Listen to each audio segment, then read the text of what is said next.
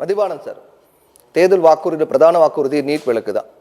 கொஞ்சம் பொறுத்துருங்க, நம்ம ஆட்சி அமைந்த பிறகு நீட் விலக்கு உடனே கொண்டு வரப்படும், அது வரைக்கும் கொஞ்சம் சிரமப்படாதீங்க, அமைதியாக இருங்க அப்படின்னு தமிழக முதலமைச்சர், தற்போதைய முதலமைச்சர் அப்போது தொடர்ந்து தேர்தல் பிரச்சாரங்களை பேசிட்டு வந்தார். நீட் விலக்கு ரகசியம் எங்களுக்கு தெரியும், அது இப்போ நாங்கள் சொல்ல மாட்டோம், ஆட்சிக்கு வந்த உடனே அதை அமல்படுத்தும் அப்படின்னு தற்போதைய துணை முதலமைச்சர் சொன்னார். இப்போ அப்படி இருந்து கிட்டத்தட்ட 4 ஆண்டுகள் முடிந்து அடுத்த ஆண்டு தேர்தல் நடக்கக்கூடிய இந்த சமயத்தில் தொடர்ந்து இப்போதான் அனைத்து கட்சி கூட்டம் கூட்டுறாங்க அப்படின்னு சொல்லப்படுது. இது வரைக்கும் இந்த 4 ஆண்டுகளாக நீட் விலக்கு அதை ரகசியம் என்னன்னு சொல்லலை. நீட் விலக்கு முதல் கையெழுத்துன்னு சொன்னார், இப்போ வரைக்கும் போடலை.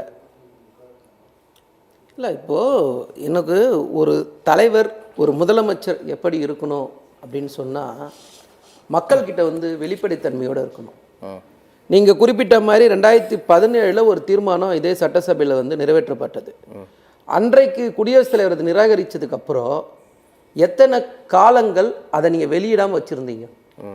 கோர்ட்டில் எத்தனை நாள் கழித்து அதை வெளியில் சொன்னீங்க?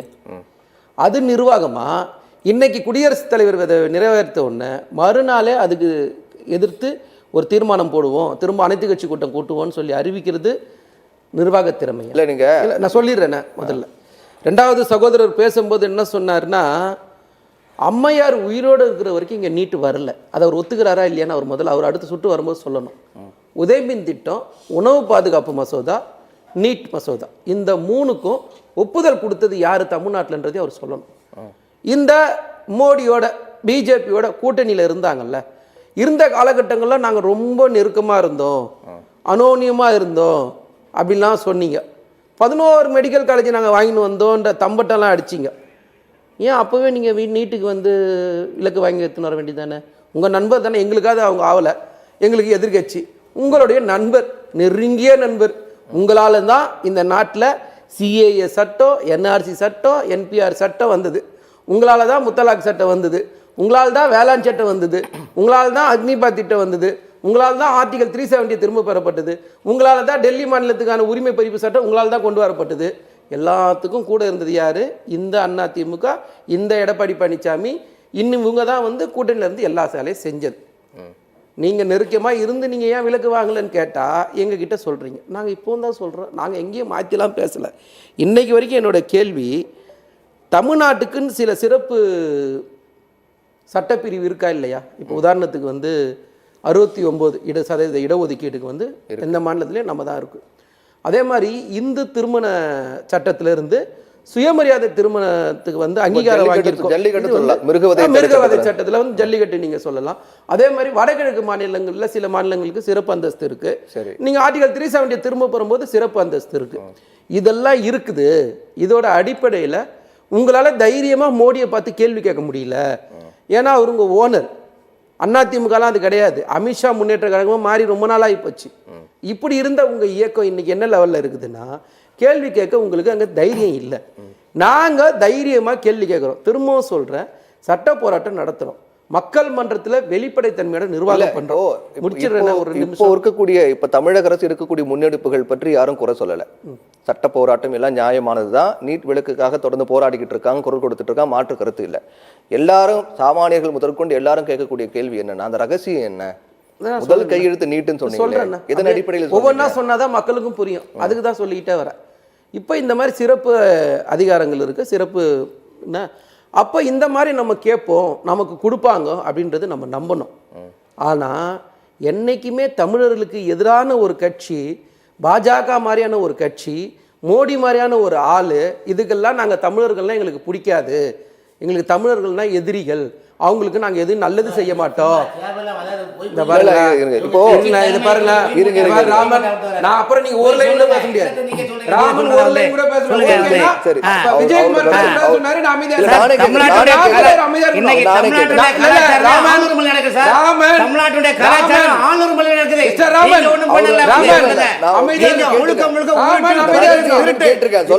இருக்கணுமா இல்லையா? சொல்லுங்க, அமைதியா இருங்க. நான் தமிழர்களுக்கு எதிரான கட்சி பாரதிய ஜனதா கட்சி, மாற்று கருத்தே கிடையாது. மாற்று நான் நிரூபிக்கிறேன், நான் பேசுற வார்த்தை நான் நிரூபிக்கிறேன். நீங்க இல்லன்னு சொன்னா நீங்க நிரூபிக்கணும். எங்களுக்கு வரி பகிர்வு கரெக்டா கொடுக்குறீங்களா?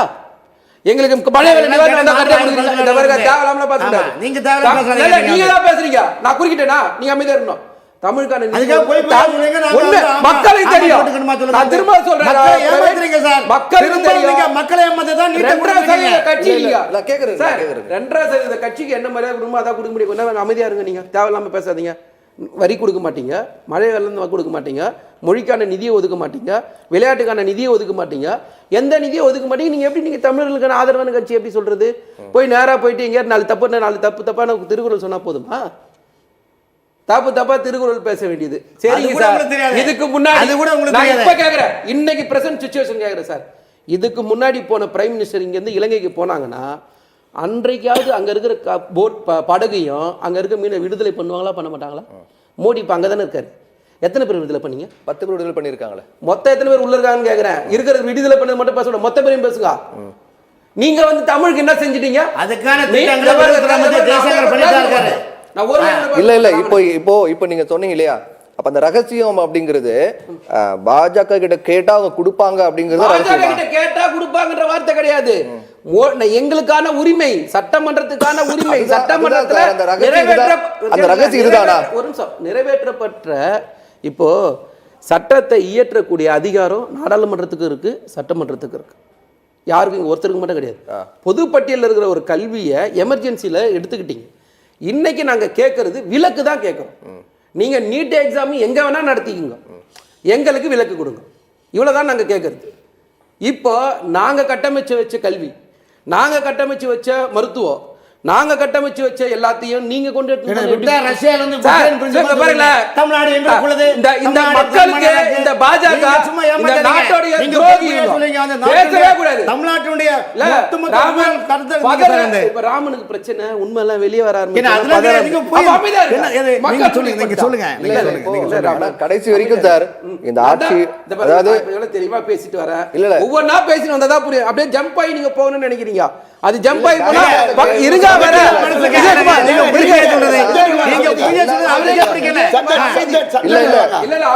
எந்த அடிப்படையில முதல் கையெழுத்து நீட் விலக்குன்னு சொன்னாரு, ரகசியம் என்ன? இந்த 2 கேள்விதான் எல்லாரும் கேட்கிறாங்க.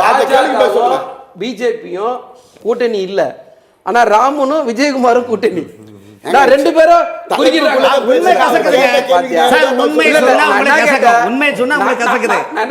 விஜயகுமார் பேசும்போது குறுக்கிட்டு வந்தேன்னா அமைதியாயிட்டேன். இப்ப ராமன் பதறாரு, பதில் சொல்லமா இல்லையா? முதல் சுற்றுல கருத்து கேட்டு நமக்கு அப்புறம் 1 மணி நேரம் பத்தாது. நம்ம நான் சொன்ன அத்தனைக்கும் ஆதார் இருக்கு, தரவு இருக்கா இல்லையா? எதுக்காவது நிதி கொடுத்தீங்களா? இப்ப நம்ம என்ன சார் கேட்கிறோம்? கல்விக்கு இப்போ எல்லா பிரச்சனையும் பிரசன்ட் பிரச்சனையை பேசுறது, ஏதோ பழைய பிரச்சனை எல்லாம் பேசல. மும்மொழி கொள்கையை திணிக்கிறீங்க. நீங்க ஏத்துக்கிட்டாதான் நிதி தருவேன்னு ராமன் ஒரு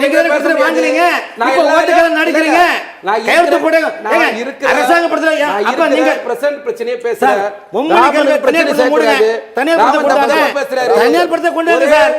அரசாங்கப்படுத்தல இருமொழி கொள்கை, மும்மொழி கொள்கை தனியார்படுத்தல வேண்டாம், மூடுங்கன்னு சொல்லுங்க.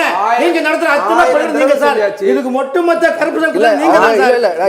இன்னொரு கேள்வி என்னன்னா, அதிமுக ஆட்சியிலும் கூட நீட் விலக்கு வேணும் அப்படிங்கிறது அவங்க கோரிக்கையா இருந்தது. கடந்த கால ஆட்சியில கூட அந்த நீட் விலக்குக்காக சட்ட போராட்டம் மேற்கொள்ளக்கூடிய அதே சமயத்தில் ஒரு தற்காலிக தீர்வாக 7.5 உள்ஒதுக்கீடு கொண்டு வந்தாங்க. அது வரைக்கும் நீங்க இதை யூஸ் பண்ணிக்கோங்க, நாங்க நீட் விலக்கு கொண்டு வரோம் அப்படின்னு சொன்னாங்க. அந்த மாதிரி கூட ஒரு அதை இன்க்ரீஸ் பண்றதோ இல்ல நாங்க நீட் விலக்கு கொண்டு வர வரைக்கும் இந்த மாதிரி ஒரு ஆஃபர் இருக்கு அப்படிங்கிற மாதிரி கூட இப்போ அரசு கொண்டு வரலையே, அதுதான் அவங்க கேட்குறாங்க. நான் திரும்பவும் ஒரு விஷயம் கேட்குறேன்னு, உங்கள் காலகட்டத்தில் நடைமுறைப்படுத்தப்பட்டதுன்னு சொல்கிறேன், அதுக்கு பதில் இல்லை. முதல்ல நீங்கள் நடைமுறைப்படுத்துறதுக்கு நீங்கள் அந்த பாவத்துக்கு நீங்கள் ஒரு விஷயத்தை செய்கிறீங்க. அதை நாங்கள் இன்றைக்கி வந்து ஆர்ட்ஸ் அண்ட் சயின்ஸ் காலேஜ் வரைக்கும் அதை கொண்டு போயிருக்கிறோமா இல்லையா? 2019 நல்லா புரிஞ்சுக்கணும், தேசிய மருத்துவ ஆணைய சட்டம் கொண்டு வந்தது 2019. அப்போ கூட்டணியில் இருந்தது யார்? எந்த அதிமுகவோட எந்த பாஜக கூட்டணியில் இருந்தாங்க? நீங்கள் தான் இதை கட்டாயப்படுத்துறீங்க எல்லாத்துக்கும். அந்த சட்டமா கொண்டு வரும்போது அந்த சட்டத்தை ஆதரிச்ச கட்சி அதிமுக. 2019 நீங்க தான் கூட்டணியில் இருக்கீங்க, 2016-17 நடைமுறைப்படுத்தும் போது நீங்க தான் இருக்கிறீங்க. கேட்டா சம்பந்தமே இல்லாம எங்க மேல பழி சொல்றீங்க. இப்போ நாங்க சொல்றோம் சட்ட போராட்டம் நாங்க நடத்திட்டு தான் இருக்கோம். நாங்க வந்து சட்ட போராட்டம் இங்க நடத்தலன்னு சொல்லல சார். இப்போ வரைக்கும் எல்லாரும் கேட்குது அந்த ரகசியம் என்ன, முதல் கையெழுத்து என்ன ஆச்சு, அதுதான் கேட்கறாங்க. ஜனநாயக நாட்டுல ரகசியம் என்ன நீங்க சொல்லுங்களேன். அது துணை இல்ல முதலமைச்சர் நானே சொன்னாரு. இல்ல விஜயகுமார் சொன்னாலும் ஜனநாயக நாட்டுல ரகசியம் என்ன? இல்ல அதுதான் அவர்தான் சொன்னாரு. அதுதான் ரகசியம் உங்களுக்கு எளிமையா புரியும். இது ஒன்றும் பெரிய கம்ப சுத்தரெல்லாம் கிடையாது சார். ஒரு சாதாரண எளிமையான வார்த்தை. நான் எங்களுக்கு தெரியும், உங்களால அதிகாரமா கேட்க முடியாது, நாங்க அதிகாரமா கேட்போம். அதான் ரகசியம். புரியுதுங்களா? நாங்க கேட்டிருக்கோம், செஞ்சிருக்கிறோம், இதுக்கு முன்னாடியும் பல விஷயங்கள் செஞ்சிருக்கிறோம். நீங்க இப்போ சார் இந்த மக்களுக்கு துரோகம் பண்ணிட்டு இருக்க இந்த ரெண்டு கட்சியும்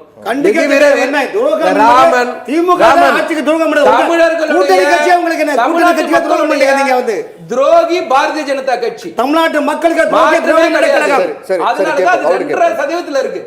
இந்த 2.5% உட்கார்ந்துகிட்டு ரொம்ப ஆடிட்டு இருக்கீங்க. அப்படிப்பட்ட மக்கள் உங்களை 100% வெற்றி திமுக மறந்துடக்கூடாது. தொடர்ச்சியா 100% வெற்றி. ராமன் தமிழ்நாட்டுல உங்களால ஒண்ணும் பண்ண முடியாது ராமன்.